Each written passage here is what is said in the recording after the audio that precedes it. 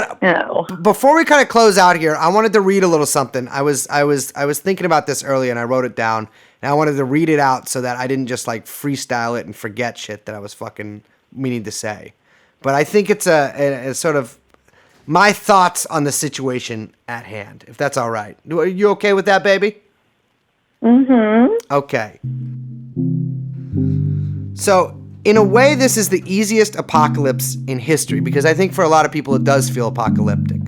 Because almost everyone's still alive, there's still food delivery, online gaming is still intact, and you can still call up women and call them beautiful using apps, etc. You can listen to The Doors, which I've been doing quite a bit. You can fuck girls who have showered, you can even shower yourself, and you can take medication and you can call the police. But there is a pressure rising. It's like we're engaged in a forced march up some steep incline, but we haven't gotten too far yet, and we can still turn our necks, and we don't even have to strain to still see the ground, the painted rooftops, and the streets of the city below. Our old lives. If we look up, though, we're met with one hell of a mountain. One that's covered completely in an opaque fog. We don't see how high it goes.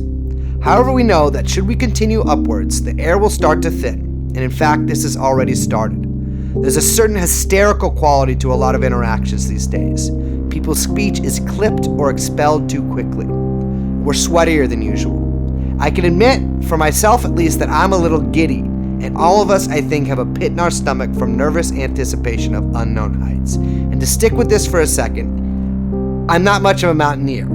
I've never scaled any heights like this before, because this is different than drugs or getting in trouble or girls crying, anything like that.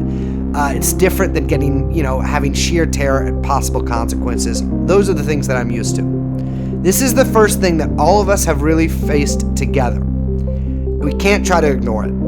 In the weeks and the months after this, you are going to witness amazing things and things that make you want to puke.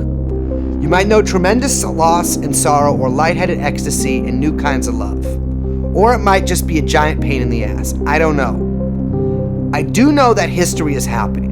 And I do know that our whole lives, every second, have led to this moment, which is true whether we want it to be or not. For me, I know that my years spent in institutions, in cages, in rooms that sort of mimic cages, all that has led to this. And thankfully, I'm a little prepared.